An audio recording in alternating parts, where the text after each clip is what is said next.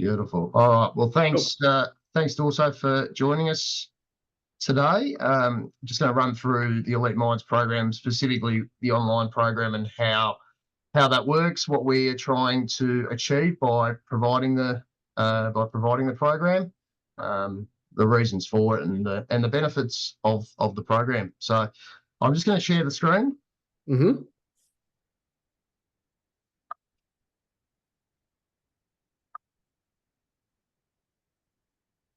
Beautiful. So I guess the first part of who is Elite Minds.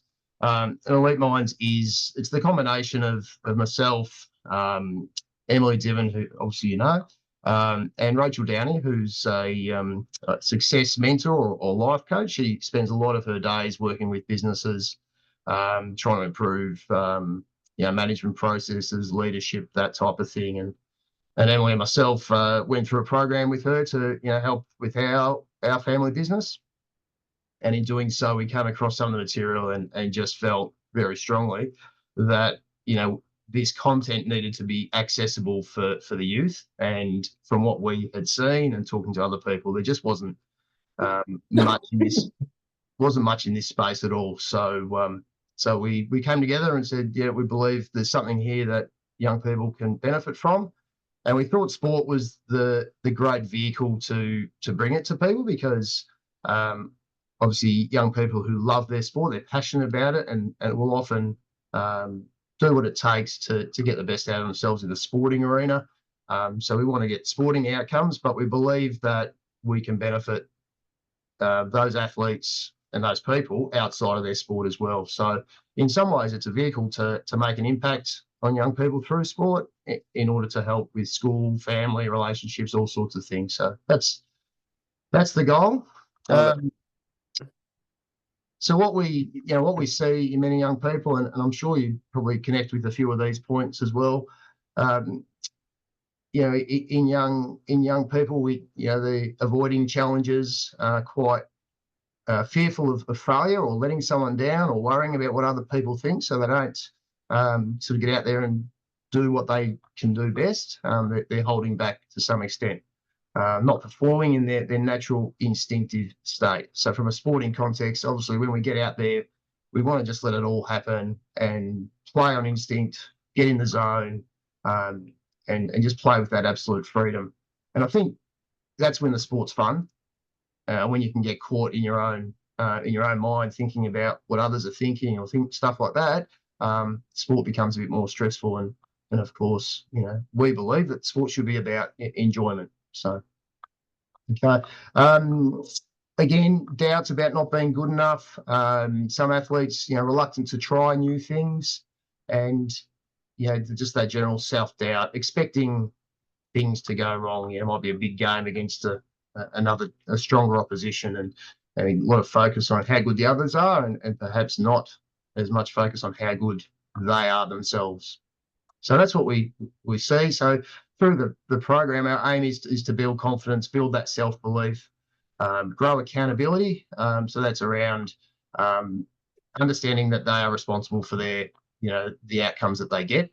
And if they don't do the training or do the practice, then they're accountable for those choices that they make. And keeping it fun through understanding mistakes are a part of the journey, and start to learn to enjoy those moments of actually making mistakes. So that's the aim, and how we do it. So the key topics that we focus on. So there's 5 modules. Okay, and the topics covered across that is around understanding our mind, which I'll go through in a moment. About setting goals, about changing habits or creating new habits, around attitude. Again, there's some worksheets to support that, and about creating a self-image and encouraging that self-belief, and getting that from an internal point of view, not just from parents or coaches, with their encouragement. So really trying to get that from an internal point of view. So within the online program, like I said, there's 5 modules. We'll have each module will have worksheets, we'll have quizzes, so that the athletes have to go through that several times. So they, repeating the information, they've got to think about it, come up with the answers. So obviously wanting them to ingrain that, because it's just not enough to listen to a webinar or someone talk to the group and have some meaningful change to come from that. So we really want to give the athletes the best chance of absorbing the information and actually making some shifts in their thinking and in their behaviour. We'll do Q&A interactive Zoom sessions, so we'll conduct them every fortnight, encouraging obviously all the people that enrol to come in, the opportunity to talk about their experiences, and we'll share more information. We might have some guest speakers, that type of thing. So again, athletes can learn from those that have been very successful, what they do well, as well as their what they've found difficult. So. And there'll be other supporting resources along the way. Okay, as I mentioned, we'll do some interviews with current and former athletes. So again, to hear from their journey, particularly from a mindset point of view, what their challenges were, how they overcome them, what special tricks they might use in pressure situations, how they dealt with with failure, that type of thing. So. Thoughts, any questions or comments at this point? No, that's great. It's an area that isn't really addressed to the extent that it needs to. And the more information, content, strategies, discussions around it, the better. Not just for kids, right? It's great.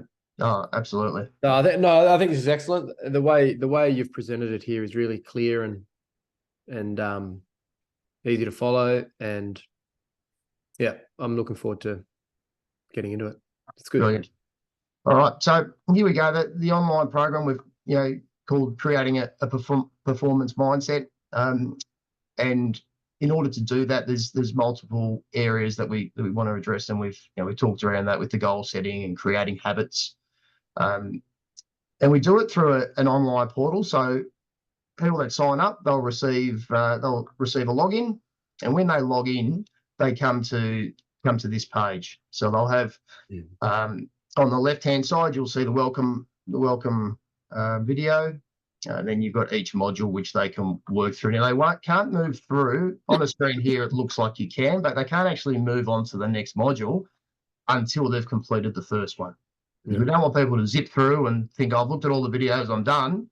We want people to, spend, a week at least, if not 2 weeks, on each module till they've really made some shifts and they've done the worksheets, etc. Yeah. So a module will look like this. There'll be a video, generally about 20-25-minute video to work through, and then there'll be a materials tab. Within that materials tab, there'll be worksheets to download and to complete, and I'll show you some examples of those in a moment. So it's pretty straightforward, easy to follow, and any content like recordings of Zoom sessions or interviews will be added to the course content as we move through. Yeah. Cool. So one of the key parts that we will refer to throughout the program is this diagram. And if you're like me, you've probably never seen this before, and it's a new concept. And I think once you do work through it, though, you do easily understand what's happening. So we call this the thick person, and the breakdown is, the large picture represents the mind, and the top part is your conscious thoughts, so the thoughts that come in all the time. The bottom half is the subconscious. Now, in the top half, we make our actions, our behaviour, our decisions. 4% of the time comes from our conscious thinking. 96% becomes from how we feel, from our subconscious. So we just make a decision without necessarily thinking out the way through it. We just react. Like when you might go to a restaurant and order some food, you're not consciously thinking about, I feel like a steak tonight, or I feel like a bucket of chips, whatever it might be. Okay, and then as a result of those decisions, or how we're feeling, our actions will take part.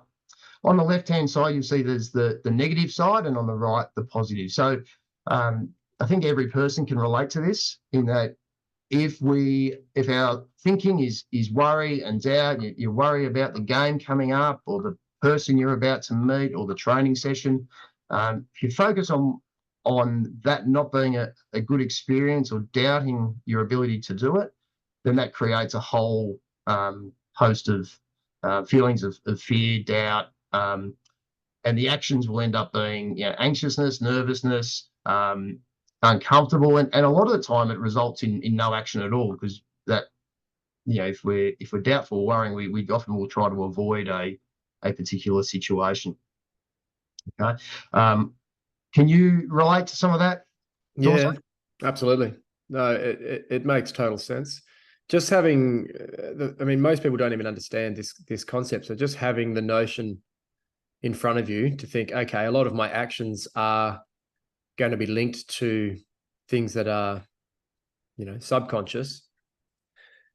People wouldn't even understand that concept in the first place. So just to at least to acknowledge that, it might open up a new avenue of thinking for most, if not all people.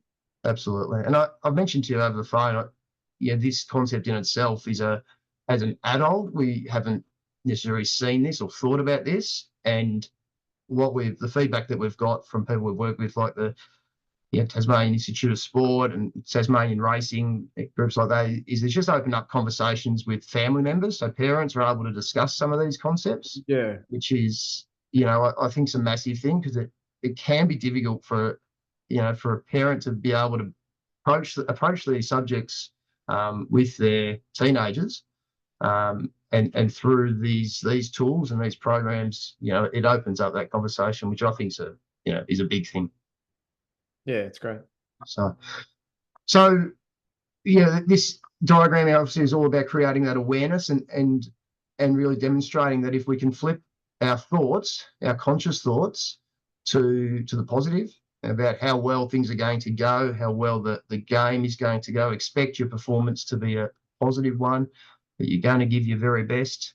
Then the feelings that flow from that around confidence, feeling good about yourself, and starting to trust in your own ability. Okay. I remember, just to add to it, I correct me if I'm wrong, it sort of works both ways as well though, right? So that if you can sort of take control of your body language a bit, sort of that old sort of fake it till you make it a little bit, it might help flow back up to give you a little bit more feelings of confidence, even if you start moving with a bit more confident. Yeah. Or whatever. 100%. So it sort of flows both ways.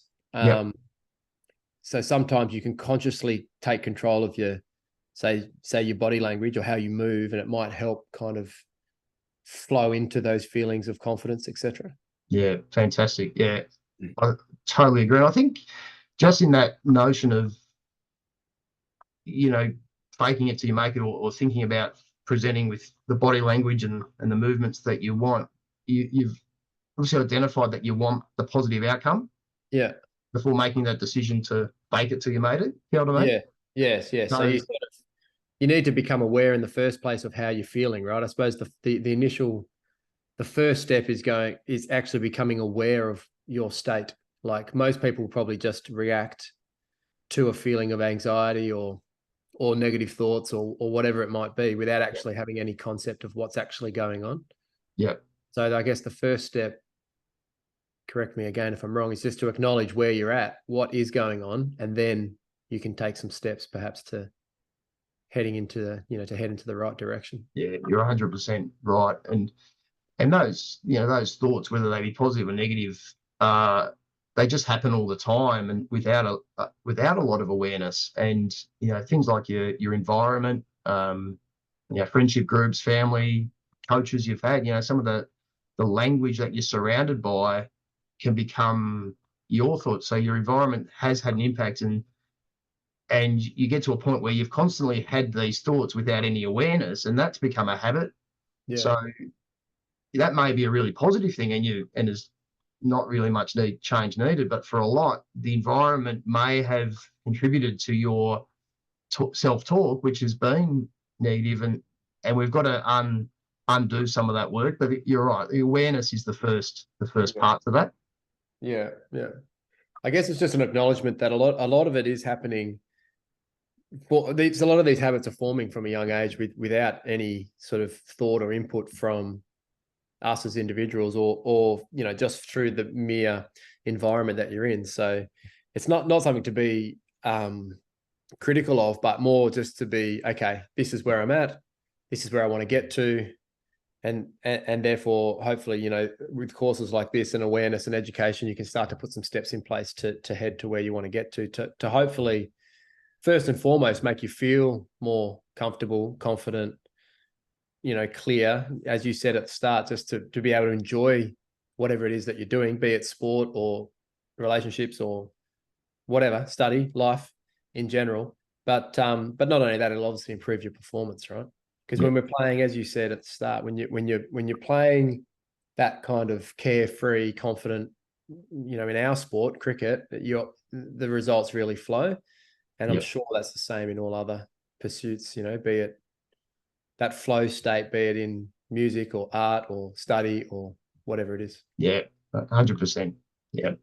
And it doesn't guarantee that the results will be amazing, but it certainly gives you the best chance of success. Yeah, absolutely. I mean, in a sporting context, you're competing with other people that are also trying to get into these states to perform at their best. So that's right. You may not get the exact outcome, but at least you're in the best position mentally, hopefully physically, to give your best performance. And that's all you can do. And then you can be totally comfortable as an individual with that, because you've put yourself in the best possible physical, mental, emotional state to perform. And whether you perform or not is kind of irrelevant. You've done what you can, and now just go and play and enjoy it, and then reflect after the performance and go, okay, how did I go? What could I do better? Whatever, and so on and so on and so on. And you just keep moving forward. Yep. And that's kind of a metaphor for life, really, isn't it? Whatever it is, you just got to keep moving forward. There's time to reflect a little bit, but at some point you've got to take some action just to move forward, hopefully positively, to achieve the next outcome. Yeah. And if you can continue to take that attitude into each training session, each game, all parts of your life, that becomes your habit, and again, you give yourself the best opportunity for success. So yeah, and it's also much more psychologically, what's the word? Like it's much easier psychologically to live a life with that kind of nurturing kind of mindset, where you're moving forward positively, in a headspace that is, supportive, confident, and the like, because, the distress you can put yourself under from your own psychological inner chat and feelings of inadequacy or anxiety or whatever it might be. I mean, that's why people get, at the other end of the spectrum, depressed and have complications psychologically in their life. So in the big spectrum, as you said at the start, sport's a little mechanism through which we can kind of, it's like a little dummy game of life in some sense, where you can put these skills into practice in a sporting context, but then those skills apply across your whole life. I mean, I know that the skills that you and I have learned playing cricket at a high level apply in some sense, maybe habitually, I don't even realize it sometimes, but as a parent now, or as running a business, or just in the general stresses of life, habitually, a lot of the psychological skills that I've developed through playing sport at a high level, I'm sure I call upon to deal with challenges in my relationships, or with my children, or with work, or with other relationships in my life. And a lot of it, a lot of it would be subconscious for me now. I wouldn't even kind of know. But if I was to stop and think and reflect and think, well, why do I deal with that situation better than other people? Yeah. Maybe that's because of the adversities and challenges that you experience pursuing a goal, in our case through cricket, but it may be through pursuing a pathway or a goal in any endeavor. Because I think having that focus in your life gives you a pathway through which you can reflect where am I on my pathway to get to my goal? And therefore you develop skills. If you're dipping down below off that pathway, you go, well, I've got to get back up. And that might be psychological skills, or that might be fitness, or that might be building better relationships, or whatever it might be. And if you're getting too sort of far ahead of yourself, then the skills that come into that conversation are, okay, I need to learn to be a little bit more humble. Am I getting a bit ahead of myself in a sense of arrogance, or am I, whatever it might be in any endeavor? But having that goal in your life puts you on a pathway from which you can see if you're deviating or not, and learning skills to get towards where you want to get to. And it's those skills ultimately that become, as you said, habits, hopefully, that help and are applicable to you as a person and across your whole life. And that's kind of the whole point. Like philosophically, I think that's really what really excites me as a coach now. It's those skills that I get more excited about when our young players are learning those types of skills, because I know that's sort of setting them up to have a successful, hopefully enjoyable life. More so than, obviously it's great when kids score runs or take wickets, amazing. But that's just a piece of a smaller piece in the bigger game. Yeah, absolutely. And I often reflect also with that, our journey as players, and probably both right in saying that it would have been nice to reach another level.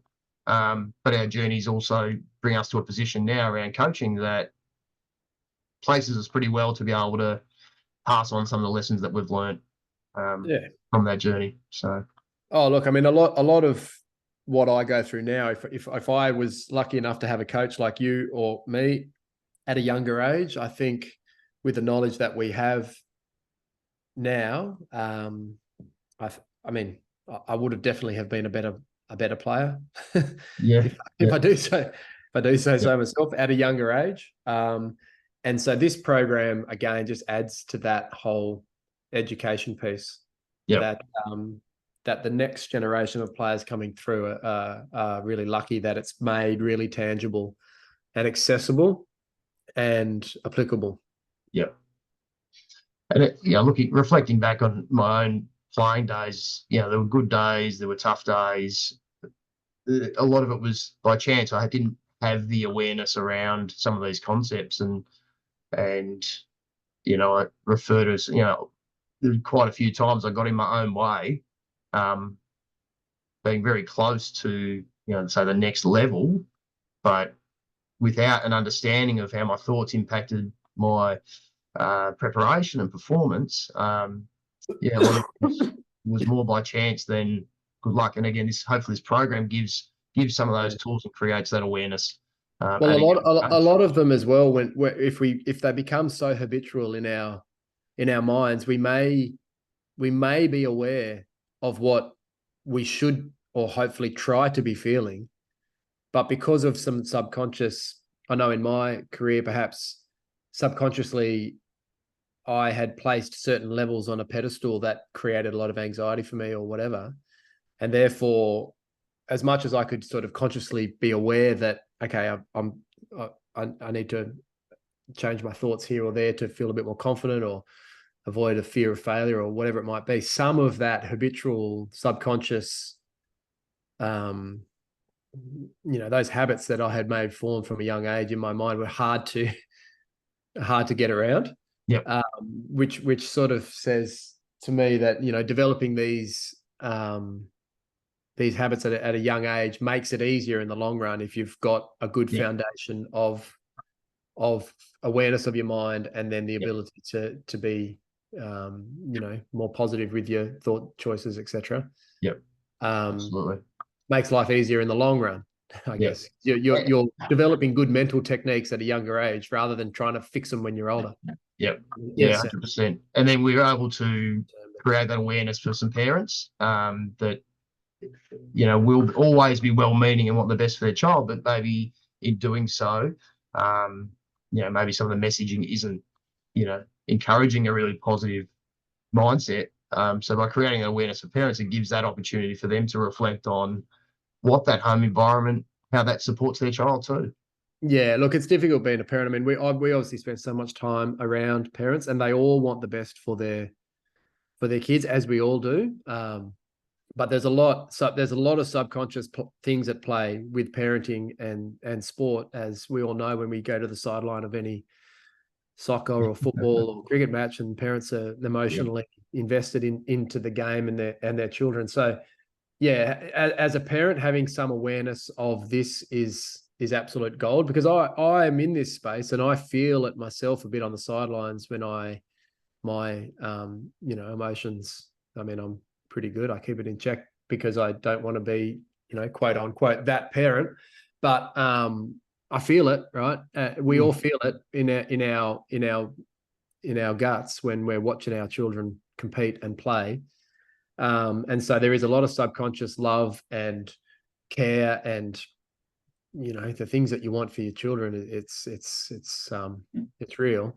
And so having an awareness of something tangible like this would be gold for parents to kind of have a bit of self-awareness themselves as to what, to check themselves in some sense before they got to act as little coaches, not just parents, when it comes to their children's sporting endeavors, because otherwise, they may create environments that aren't conducive to enjoying the game and playing with freedom and all that sort of stuff. Yeah, absolutely. So, and it's been interesting, a number of parents who have sat by their child who have done this program have said they've actually, set their own goals as a result. They've, self-reflected and gone, actually, I need to have some goals for me to, give me the direction and purpose that I want too. So, well, that helps as well, because it sort of stops the parent from living vicariously through the successes of their children. They've got to let them be their own little boy or girl as they go on their own journey, and the parents are there to support, not to, it's not their success. It's not the parents' success. You can't do it for them. You can want it, but they've got to do it themselves and create their own destiny. So, the last one I just wanted to run through with you is just our attitude worksheet. Yeah. So, and probably the easiest way of doing this is just to provide a quick example around an athlete that I used to work with, and they had a goal of playing cricket for Tasmania, but they didn't. I would never see them do any fitness work, and they were around 18 years old. And obviously, at 18, you want to be pushing towards, representative squads and all that sort of thing. And he wasn't there, but he wasn't doing any fitness work to support it. And with a bit of digging, I was able to ask a few questions as to why. And these are some of the thoughts that were going on for him. So, I don't like to run. I don't really need to. It hurts because he hasn't done it. And he's too busy, just doesn't have time. And so as a result of that thinking, and he's really honest, which is great, he doubted his ability to do it. He was worried about what it was going to feel like, and he was generally unmotivated. So the action that came as a result was he just didn't do it. And when it came to doing it, he might have thought it was a good idea. He was procrastinating. So we present this as a worksheet. So if there's an area that you're not getting the best out of yourself, we ask the athletes to look internally and go, okay, what is it, and how are you thinking about that situation, and write down what some of the thoughts are. And I think that's a powerful exercise to actually look at. Oh, hang on. As soon as you see those words on paper, you can identify that this isn't serving me. So we, through the use of affirmations, we then look at what's the opposite to some of those negative thoughts. So we're able to shift this young player from, I don't like to run, to, and a bit of fake it until you make it sort of stuff here. But I love running. How does it feel when he goes for a run? What's that feeling afterwards? And exercise obviously creates a whole lot of positive feelings. So we're going to focus on how it would look, how he would look, how he would feel. Okay, how the energy he would have from being fitter and stronger, and to focus on he has got the time. Okay, and he did this. He'd catch the bus to work, and he would focus on this every day. And soon enough, he felt a shift, and he was expecting good things to come from running. He was feeling more confident, more motivated. And then 100 days after he did his first run, he ran every single day. So he went from nothing to 10, I think it was 10 Ks was his sort of usual run after 100 days. Yeah. And it all came back to identifying the thoughts he was having and showing him how to focus on the opposite. And when he started to do that, after a few days, that we saw some real shifts. So we present this as a worksheet and explain that in conjunction with that stick person to give them something tangible that they can self-reflect and then give them a focus point to make a change, again, through affirmations to change their results. Yeah, it's great. Yeah, it just gives them something tangible once it's written down, right? You're sort of looking in the mirror a bit. Yeah, it's good. Yeah. So I mean, look, that's in a nutshell. There's more to it, but I think that's enough to give you a really good example to share with some of your athletes and families. And look, and happy to take any questions, run an information session, whatever it might be. Happy to support, because we think we've got something out there that can really benefit athletes, families, and yeah, it's great. Yeah, I like it. All right. Let's get it in. Let's get the wheels in motion. Beautiful. No worries. All right. Well, thank you for that. I'll just I'll stop the recording.